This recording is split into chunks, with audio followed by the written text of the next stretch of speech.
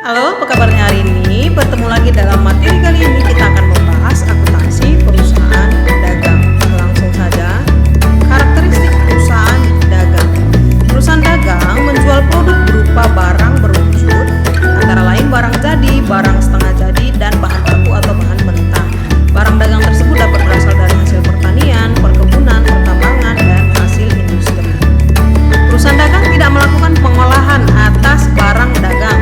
Produk perusahaan dagang berupa pembelian dari pihak luar. Perusahaan dagang memiliki aktivitas pokok, yaitu pembelian barang, penyimpanan barang, dan penjualan barang. Perbedaan antara perusahaan dagang dan perusahaan jasa. Laporan laba rugi perusahaan jasa dan perusahaan dagang dapat kita lihat perbedaannya, yaitu di sebelah kiri adalah perusahaan jasa dihitung dengan cara total keseluruhan pendapatan dikurang dengan beban operasi. Makanya di situ di beban operasi nominalnya dibuat di dalam kurung, artinya dikurangkan. Pendapatan dikurang total beban, dapatlah laba bersih. Jadi laba bersihnya diperoleh dari pendapatan dikurang beban. Sementara itu perbedaannya di perusahaan dagang dihitung dengan cara menjumlah keseluruhan penjualan dikurang dengan harga pokok penjualannya. Kemudian diperolehlah laba kotor. Laba kotor dikurangi total beban operasi perusahaan, diperolehlah laba bersih. Jadi yang membuat ini berbeda adalah di perusahaan jasa tidak ada dikenal istilah harga pokok penjualan. Sementara di perusahaan dagang ada harga pokok penjualan. Selanjutnya, jenis-jenis perusahaan dagang adalah perusahaan yang pertama perusahaan besar. Pedagang besar adalah pedagang yang membeli barang dalam skala besar, kemudian menjualnya kembali kepada pedagang yang lebih kecil untuk mendapatkan keuntungan, contoh eksportir, importir, atau pengusir. Pedagang kecil adalah pedagang yang membeli barang dalam skala sedang atau kecil gitu ya, dan menjualnya langsung ke konsumen. Pedagang menengah, pedagang yang membeli barang dagang dengan skala yang besar dari pedagang yang lebih besar dan menjualnya kembali kepada pedagang yang lebih kecil. Ini adalah siklus akuntansi perusahaan dagang. Di siklus akuntansi perusahaan dagang sebenarnya hampir sama dengan siklus akuntansi perusahaan jasa. Tidak ada yang berbeda dari siklusnya. Yang membedakan nanti hanya di jurnal khusus. Di perusahaan jasa tidak ada jurnal khusus, sementara di perusahaan dagang ada jurnal khusus. Jadi siklus akuntansi perusahaan dagang berawal dari bukti transaksi, dibuat dan diterima lalu dicatat ke dalam jurnal umum ataupun jurnal khusus. Untuk jurnal khusus akan kita bahas di materi-materi selanjutnya nanti. Kemudian bukti transaksi ini boleh juga dicatat ke dalam buku besar pembantu. Ini juga nanti akan kita bahas di materi selanjutnya ya. Jadi dari jurnal umum dan dicatat ke dalam buku besar, disusun dalam neraca saldo. Jadi dari buku besar ke neraca saldo. Kemudian kita buat penyesuaian menggunakan ayat jurnal penyesuaian. Kemudian dibesarkan dalam kertas kerja atau neraca lajur nama lainnya. Dilaporkan dalam bentuk neraca saldo disesuaikan.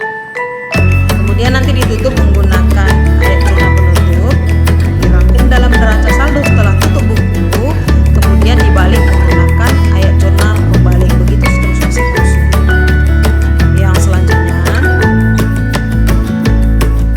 di dalam perusahaan dagang kita juga mengenal persamaan akuntansi perusahaan dagang. Jadi sama seperti di perusahaan jasa, di perusahaan dagang juga persamaan akuntansinya berlaku. Rumus aktiva sama dengan kewajiban tambah modal. Jadi yang di sisi sebelah kiri itu disebut aktiva atau harta. Di sisi sebelah kanan adalah sisi pasiva namanya, kewajiban atau lainnya utang ditambah dengan modal. Kemudian rumus ini dikembangkan lagi karena dalam proses operasi perusahaan kan ada pasti pendapatan dan beban yang muncul. Maka rumusnya berkembang menjadi aktiva sama dengan kewajiban ditambah modal ditambah pendapatan dikurang beban. Atau rumus ini juga bisa kita ubah bentuknya menjadi aktiva ditambah beban. Jadi beban tadi kan di sebelah kiri negatif, dipindahkan ke beban di sebelah kanan tadi kan negatif, pendapatan dikurang beban. Bebannya dipindah ke sebelah sisi aktiva, jadi aktiva ditambah beban sama dengan kewajiban tambah modal tambah pendapatan. Inilah nanti yang menjadi cikal bakal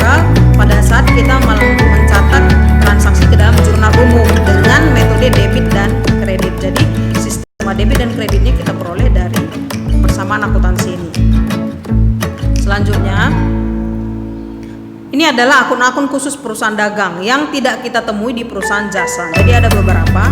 Yang pertama, pembelian barang dagang atau purchases. Kemudian ada pengembalian barang dagang yang dibeli atau retur pembelian dan potongan harga. Jadi kalau di perusahaan dagang kadangkala terjadi pengembalian barang yang sudah dibeli dikembalikan, mungkin karena tidak sesuai bentuknya atau tidak sesuai dengan pesanan, boleh dikembalikan ya. Istilahnya nama akunnya itu purchases, return, and allowances.